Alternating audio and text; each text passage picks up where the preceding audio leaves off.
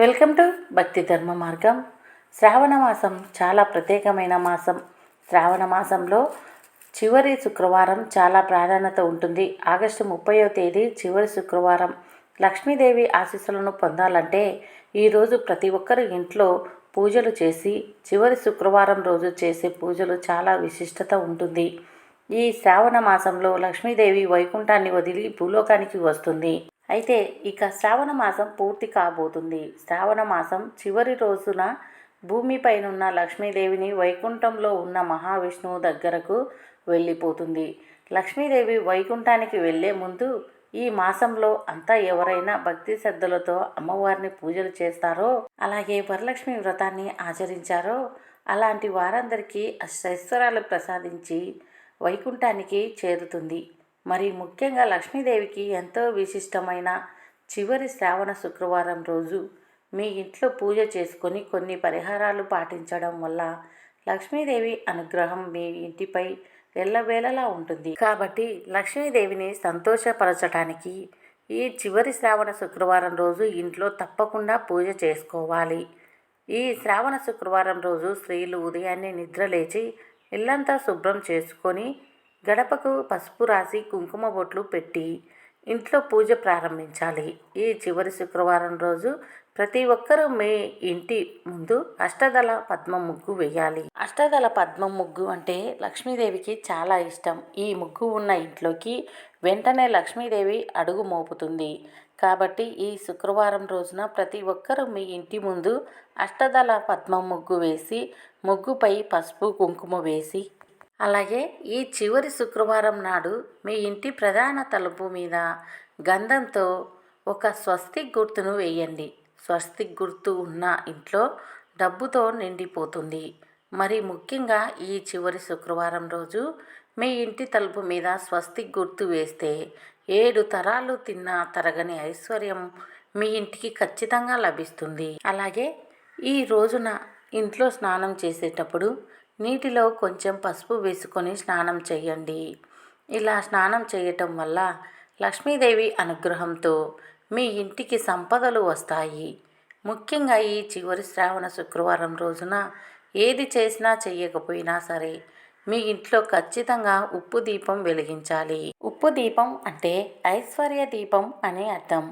ఈ శుక్రవారం రోజున ఎవరైతే ఇంట్లో ఐశ్వర్య దీపం వెలిగిస్తారో అలాంటి ఇంట్లో కష్టాలే ఉండవు. ఇల్లంతా ఐశ్వర్యంతో నిండిపోతుంది. ఐశ్వర్య దీపం చాలా శక్తివంతమైనది కాబట్టి ప్రతి ఒక్కరూ శుక్రవారం రోజు ఉదయం కానీ సాయంత్రం కానీ ఇంట్లో ఐశ్వర్య దీపం వెలిగించాలి. లక్ష్మీదేవికి ఎర్రని గులాబీ పూలు అంటే చాలా ఇష్టం.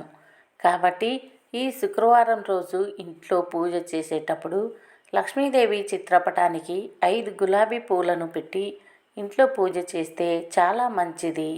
అలాగే ఈరోజు పూజ చేసేటప్పుడు ఒక రాగి చెంబులో నిండా నీళ్లు పోసి అందులో కొన్ని తులసి ఆకులు వేసుకోవాలి. తులసి ఆకు వేసిన రాగి చెంబులో నీళ్లు మీ పూజ గదిలో పెట్టి పూజ చేయాలి.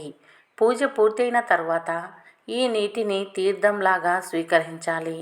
ఈ శుక్రవారం రోజు ఈ నీటిని తాగటం వల్ల మీ కుటుంబం అంతా ఆయురారోగ్యాలతో సిరి సంపదలతో జీవిస్తారు. శుక్రవారం రోజున పూజలు చేసే ఆడవాళ్ళు పచ్చని గాజులు ఉన్న చీరను కట్టుకుంటే ఇంట్లో పూజ చేసుకుంటే చాలా మంచిది. మనం సాధారణంగా ఇంట్లో పూజలు చేసేటప్పుడు ఒక దీపం మాత్రమే వెలిగిస్తాము. అయితే శుక్రవారం రోజు పూజ చేసేటప్పుడు మాత్రం మీ పూజ గదిలో ఖచ్చితంగా 2 దీపాలు వెలిగించి పూజ చేయాలి. అప్పుడే మీ పూజకు పుణ్యం ఫలం లభిస్తుంది. ఈ రోజున పూజ చేసే వాళ్ళు కొబ్బరి నూనెతో దీపారాధన చేస్తే డబ్బు సమస్యలు లేకుండా ఉంటాయి. నువ్వుల నూనెతో దీపారాధన చేస్తే మీ ఇంట్లో ఎలాంటి కష్టాలు లేకుండా ఉంటాయి. అదే ఆవు నేతితో దీపారాధన చేస్తే మీ ఇంటిపై 3 దేవతల ఆశీర్వాదం ఉంటుంది. మీరు చేసే పూజలో నైవేద్యంగా ఒక బెల్లం ముక్కను లక్ష్మీదేవికి సమర్పించినా సరిపోతుంది. ఎవరైతే డబ్బు సమస్యలతో బాధపడుతున్నారో అలాంటి వారు ఈ శుక్రవారం పూజ చేసేటప్పుడు 2 అరటి పండ్లు అమ్మవారికి నైవేద్యంగా పెట్టండి. ఈ శుక్రవారం నాడు 5 ఒత్తుల దీపం వెలిగిస్తే మీ ఇంట్లో డబ్బు కొరత లేకుండా ఎల్లప్పుడూ ఐశ్వర్యంతో నిండిపోతుంది.